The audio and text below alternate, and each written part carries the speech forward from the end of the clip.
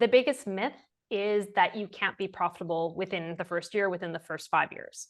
We hear that stat all the time. And if you set it up properly and you don't take on more than you should chew as far as overhead goes, you can be profitable right out of the gate. So only get the things that you need. So if you can go without a VA, if you can go without someone helping you in any way, and you can do the little bits to get those fastest wins, like get your hunting done and get your product sold for the first time and start getting some wins with those clients, that's how you get profitable fast.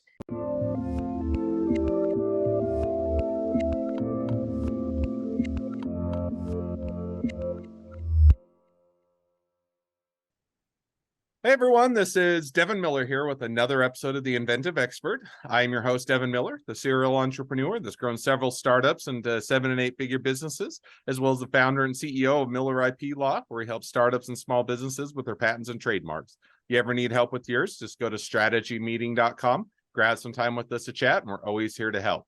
Now, today we've got another great guest on the podcast, Angela Mulrooney. And Angela, we're going to be talking about a few different areas, and one is about the pivot to making a profitable, or making entrepreneurship profitable, and whether that's a stay at home or jumping over to or entrepreneurship, and how you make, or staying at a job or making that jump, and how you might do that, and also talking a little bit about how you may don't want to miss the pivot boat, and kind of what that entails, and when you should pivot or when you shouldn't, as well as steps to becoming profitable and turning a profit the first month you're in business. So should be a great conversation. And with that much as introduction, welcome on the podcast, Angela. Thanks for having me, Devin. Nice to be back. Absolutely. And for those that didn't catch it, so Angela was a guest on our sister podcast, The Inventive Journey. So definitely, if you want to go catch Angela's full journey there and hear a little bit about how she got to where she's at today, definitely go check that out. But for those that haven't had a chance to catch that episode, or just looking for a quick introduction, introduce yourself to the audience. Sure. So part of the reason I do what I do now, which is helping people to pivot to profitable entrepreneurship, is because I have been through multiple pivots myself. It first happened when I got injured as a dentist, had to pivot to figuring out what the heck I was going to do with my life without a drill in my hand. And so I went back to dancing full-time professionally and built out my first professional dance company. Then I decided all the stuff I learned in dentistry shouldn't go to waste, because I had built a really unique referral-based practice. So then I built another company called Unleashing Dentistry's Potential, and helped dentists to find their niche and their passion in the industry and scale their practices. Then when I was doing that, I got on LinkedIn and started talking about what I knew about passion, about niching and about dentistry. And my audience went from 200 to 12,000 followers. And people started asking me, can you do that for me? So then I started working on people's LinkedIn to see if I was a unicorn or if it was replicatable, and it was replicatable. So that's where Unleashing Influence came from. So I built out a full-blown social media agency that went from 2.5 to 14 full-time team members in a 10-month period during the pandemic. And so it exploded, and so did my responsibilities with the companies. And I decided a year into the pandemic to move to Nicaragua and avoid snowflakes. And when I got here, I was like, oh, great, I've burned all this stuff down. I am starting a new life. Life is going to be completely different. And what I found was I found myself, my old self in Nicaragua, and went back to becoming addicted to entrepreneurship, working 100 hours a week. And I realized life had to change. So I started burning down what wasn't working. So I sold my dance company, I sold my coaching company for dentists, and I sold off the agency part of Unleashing Influence to land on exactly what I do now, which is help people to pivot to profitable entrepreneurship. So I have lived and breathed what I help people with. I understand the professional journey and the responsibility to associations and maintaining your reputation. And so I get to help people have easier journeys to get to that profitability, and also do it with grace. No, that's awesome. Sounds like it was a fun journey, and definitely a great place to be. So now with that as a bit of an introduction, diving into a bit of the areas of expertise, and maybe in no particular order. One of the things that we talked a little bit beforehand, which I think is something that, maybe is a bit of a myth that's out there, just things that people have the misconception of, is, hey, you have to, when you're going into business, it's going to take years before you're going to hit profitability, and you're just going to have to have a huge amount of savings or work it as a side hustle, and you're not going to make money for a while. And I think that the approach you take is that hey, you can be profitable your first month if you approach it correctly. So maybe give people an idea as to how you go approach or hitting profitability from the get-go. Well, one of the biggest things I do is help people to not reinvent the wheel. So most of the people I work with have experience, they have expertise in their industry over multiple decades. And so when they decide, I'm out, I don't want to do corporate anymore, I want to go out on my own, instead of reinventing the wheel and being like, oh, I'm going to start something completely outside of my realm of knowledge, we instead niche into what they are a genius at because of what they have been through. And so that helps lay the foundation of being an expert right off the bat. Then what I help them to do is get out there on LinkedIn. So LinkedIn organic tactics work amazingly well. I've built 2 full companies through LinkedIn organic tactics. And so when we can leverage a platform that is highly optimized like LinkedIn and use that as a tool to get out to people who we wouldn't normally meet, passing them on the street, seeing them in a coffee shop, that allows them to get the word out there really fast, get them in touch with the right people, and start getting conversations on the books with those people to find out, what are their pain points, what is the problem that they need solved, and how do we build a program that is actually going to help solve those problems. So when we are leaning into that already established expertise, that already established passion for what they love to do, honing it down to that 5% of their day that will keep them solely in their zone of genius, not doing all these extraneous things that they're used to doing, that's how we get success fast, because they're not being distracted by the things that they shouldn't be doing, that they're not passionate about, that they don't really want to bring clients on for. And so putting those blinders on really helps them to get that profitability fast.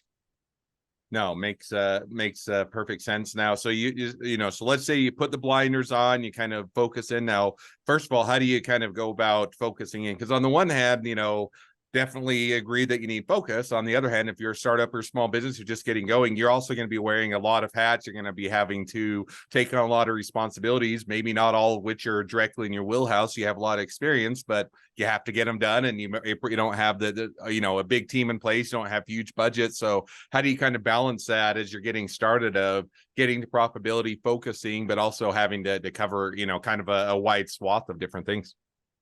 We leverage a lot of automation. So I have a platform that I've built out with my tech partner that helps to take a lot of the stuff that people would normally be doing manually off their plate and plugging it into the platform. So we can automate their LinkedIn hunting, we can automate the follow-ups, we can automate, how do we get people from LinkedIn into our email list so that there isn't so much manual work doing that they have to do, which helps them to really focus again in on that 5% that they really need to be doing, and then getting other people, which is really the other people are the automations or virtual assistants, helping them with the things that they don't need to be doing that are rinse and repeat that someone else can take on for them.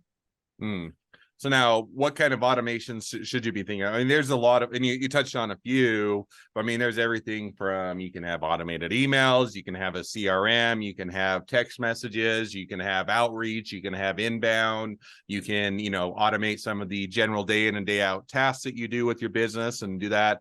And there's a lot of things that you can focus on. So now, any thoughts as to where you should start, or how you go about identifying kind of the areas that make sense to automate from the get-go, and things that you should focus on as opposed to try and tackling it all at once? So the first thing is your hunting. So trying to get conversations with the right people. What oftentimes happens when people are new entrepreneurs is they try and build out their offer. And I've talked to so many who have spent a year building out these amazing things that they're so in love with. And I ask them, well, how many conversations have you had? 2. How many sales have you got? None. Well, you can spend all this time building out these things that you fall in love with, but if you're not actually getting sales for it, you're working in a hobby instead of actually building a business. So what I want them working on first is their hunting. So how do we figure out who is the ideal avatar for the clients that they want to work with and who are also going to get success with their program, and start getting those conversations going. So you can program LinkedIn to have messages going out, especially your first or second message, getting connected with those people, trying to get a conversation started, but also polarizing at that time. So you don't want to be trying to get everybody. You want to ask them a question that qualifies them or disqualifies them as a client that you want to work with. Then the next step could be getting them into a community. You also want to qualify them and disqualify people who want to be part of that community. Then if you get them into something like a challenge, which all my clients leverage, If that's also qualifying and disqualifying. So we're polarizing the funnel all the way along so that by the time we actually give them one-on-one time, we have the most ideal person on that call. By the time you've gotten the people through the funnel, you've had time to build out your offer. You have time to put thought into what you're going to actually be serving them with. But if you start with what the product is first and then try and do the hunting after, you're going to be so behind and have spent so much money and time on this thing that a lot of times people build these things and then they run back to getting a job because the money runs out. So if we can get those conversations going and even doing maybe a little bit of one-on-one coaching in the meantime before the offer is fully ready to go, then that helps to get money flowing in so that they can actually build this dream product that is going to change people's lives.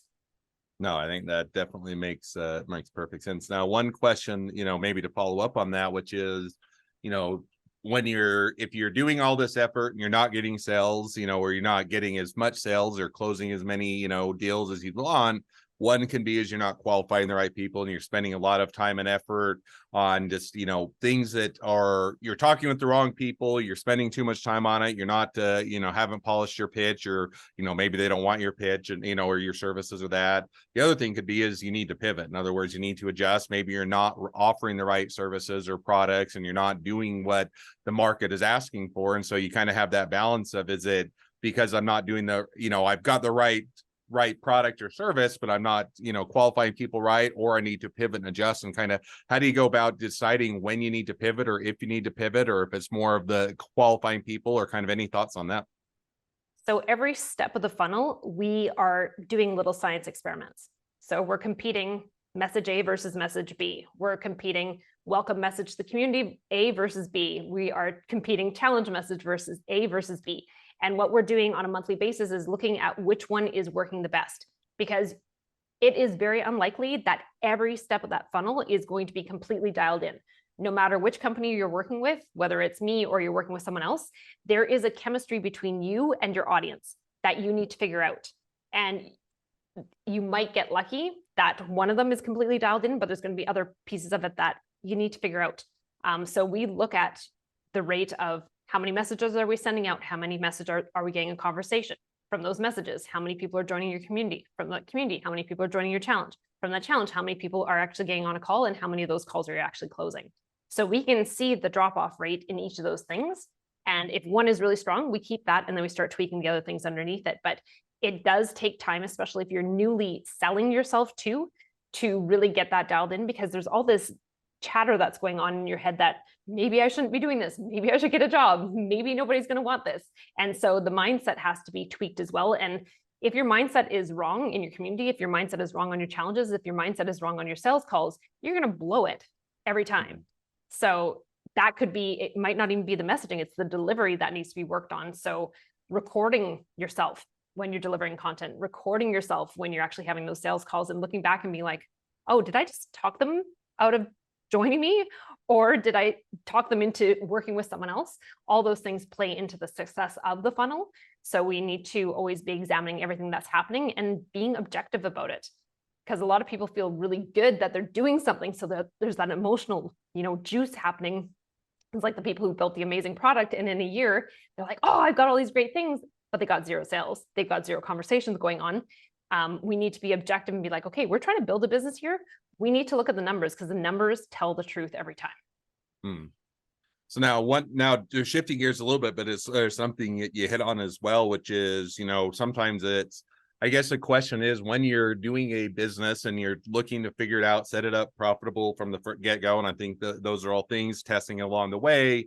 I think everybody, different people I talk to have different opinions. It's always good to get different insights, but do you jump ship, or if, let's say you're starting out as a startup or a small business and you're just getting going, and you also, you're trying to make the decision, do I do this as a side hustle? Do I get things started or going? Or do I just jump in full, or jump over to the boat, quit my job, go full time and do that? And I don't know that there's a definitive right or wrong answer, but any thoughts on kind of how you figure out the difference between jumping into entrepreneurship full time and going that route versus starting out slower, or kind of any thoughts on how you balance that? It really depends on the risk tolerance of the person who is deciding to go into entrepreneurship. Some of them are like me, they'll light a match, throw it over their shoulder, burn it down, be like, okay, jumping off the cliff, and I got to build wings. Or some of them, I call them the dimmer switch clients. So they want to slowly turn down their career and slowly turn up the entrepreneurial endeavor. A lot of that comes out in the wash when I do the crack you open session with them, because I'm looking at their archetypes. I'm understanding their personality, their viewpoint of the world, and helping them to map out how this is going to go. Sometimes people have come to me and they've already burned the boats. And so it's like, okay, you've jumped off the cliff. We got to work fast so that you don't run out of money and have to run back to entrepreneurship. I like the ones who I like both, honestly. The ones who have a lower risk tolerance, if they can have money flowing in so that they don't freak out that things aren't coming in as fast and they've got that financial security, we can dimmer switch them. The ones who have burned the boats, who are like, we need to figure this out, they work their butts off to get their return on investment in the program and the return on investment of making that choice to go all in. And they know they need to get income replacement fast. So they're going to take all the steps that need to happen in the correct order and not throw any wrenches into the gears. And that's one of the things that I require with my clients is like, this is going to be a blueprint. We're going to go step by step by step and build this thing out. If you throw something else into it, I can't predict what's going to happen. But I know if you take these steps and we customize them to exactly what you need, you're going to get to where you want to go fast. So they have to also be willing to trust the process and trust themselves. And that's usually the biggest thing, is they don't trust themselves. They're like, oh, someone told me I should try this. And so they bring this other tactic in and then they muck up the whole system. Now, let me maybe just ask a follow-up question to that. So let's say I jump in, burn the boats, throw the match over the shoulder, and I feel that I've made a mistake. So in other words, hey, maybe I jumped in too quickly and I need to get time to, whether it's get things in place or get a mentor or go through the course or otherwise figure out profitability. And maybe I didn't have all those things in place. Is it better just to put in the time and effort, charge for it, and get those things done as quickly and in place as possible? Or do you go back and say, hey, I'm going to try and rewind time a bit, go find that, or go back to the job or find a new job and kind of balance that? Or how do you balance that? Because I think that there are points and times, even for people that are a higher risk tolerance, where you question, should I keep going or should I slow things down or put a pause on things? And how do you kind of balance that? Or any thoughts on how you might go about approaching that? One of the easy things people can do if they do need to get that financial support is take on a fractional role with a company, doing the expertise that they want. Or you can get a consultancy role so that you've got some money coming in, but you also have that flex in your schedule to build it. Now, if someone is an Energizer bunny like me who can work a full-time job and also do something on the side, then if that's going to make them more comfortable and they are going to still be able to do what they need to do to get to where they want to go while not getting themselves fired or tarnishing their reputation with that job, I'm all good with any of those situations. But what we need to just do is make sure that we are building that confidence. We're getting those reps in. The hunting has to continue. The building of the offer has to continue.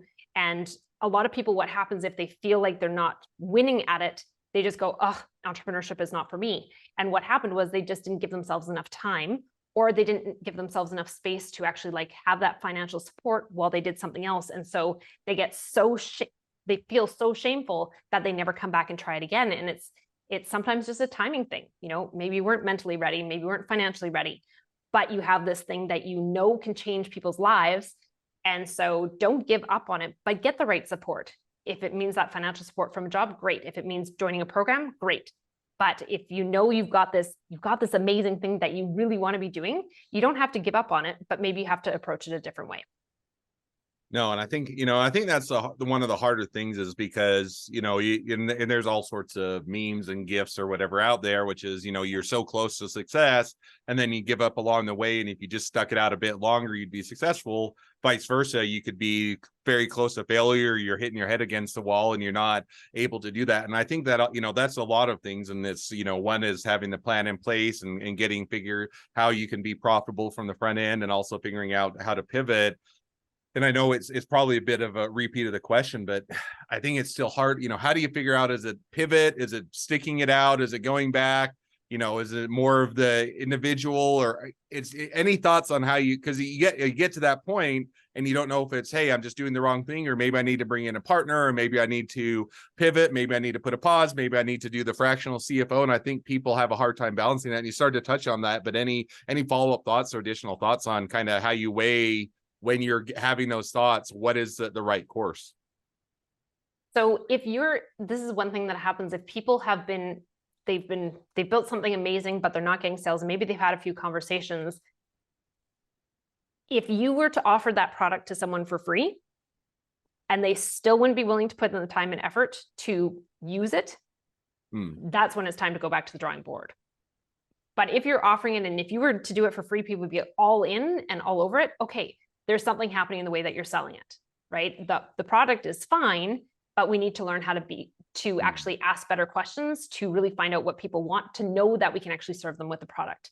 So that's one of the easiest ways to look at doing that. And if someone needs to get some social credibility, there's nothing wrong with doing a few pro bono, putting people through pro bono on your product so that you can actually test and see what the outcomes would be. And then you can get social proof through testimonials, video journals, and then you can leverage that to actually get more people interested. Because if you're starting out, oftentimes people are like, well, I'm a brand new coach, and I don't have any clients yet, and I'd really like to help you. And they sell themselves short all the way along, even though they have all this amazing experience that they can be helping people with.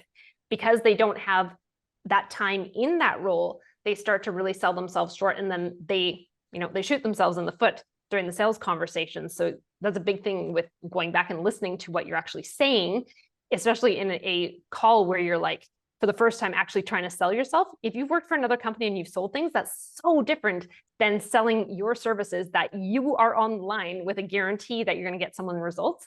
It's really easy to talk yourself out of actually helping those people, because it's scary to fully engage. Like when someone hands you the cash, you are in. You got to deliver. You got to get this product ready to go. You have to make sure that you're taking them through the right journey to get them the right results. So yeah, it's really interesting playing with those different pieces of it and evaluating where you're at. Hopefully that answered the question. No, that was a great, and I like the takeaway of it. If you can give it away for free and people want it, then it's a matter of figuring out now how you get people to pay for it, or how you realize that, that they can see that value to the level of making sense, that they're willing to pull the trigger and pay for the services. So I think I love that as a test, to kind of figure out, are you at the right spot? Do you need to put a pause? Do you need to go in a different direction? Or is it a matter of adjusting how you're targeting or approaching the right people and giving the right pitch? So I think that's definitely a great insight. Well, now as we're already wrapping towards the end of the episode, and it feels like we've barely scratched the surface, so we'll have to have you back on maybe to one of the sister podcasts. But at least as we're wrapping up this episode, I always like to wrap up with one question, so we'll hit on that now, which is, within your industry, what is the biggest myth and why is it wrong? The biggest myth is that you can't be profitable within the first year, within the first 5 years. We hear that stat all the time. And if you set it up properly and you don't take on more than you should chew as far as overhead goes, you can be profitable right out of the gate. So only get the things that you need.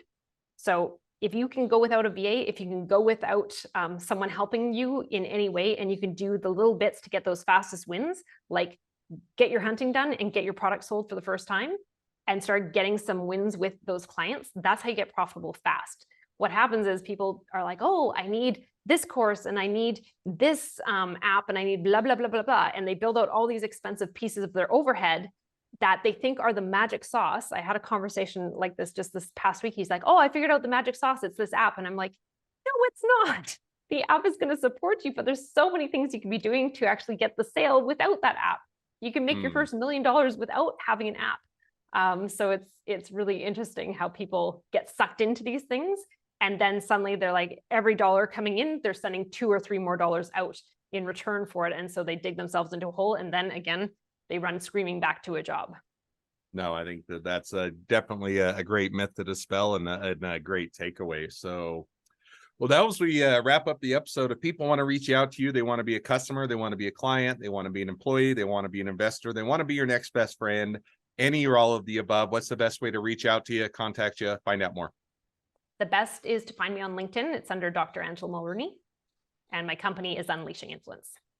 Awesome. Well, I definitely encourage people to reach out, support a great business, and if nothing else, make a new best friend. So, With that, thank you again, Angela, for coming on the podcast. It's been a pleasure. Now, for all of you, the listeners who are out there, if you can help us to share this expertise with even more startups and small businesses to help them along their journey of success, make sure to click share, subscribe, leave us a review. Helps us to reach even more startups and small businesses. And on that note, if along your journey you ever need help with patents, trademarks, or anything else with your startup or your small business, just go to strategymeeting.com, grab some time with us to chat. We're always here to help. Well, thank you again, Angela, for coming on the podcast, and wish the next leg of your journey even better than the last. Thanks, Devin.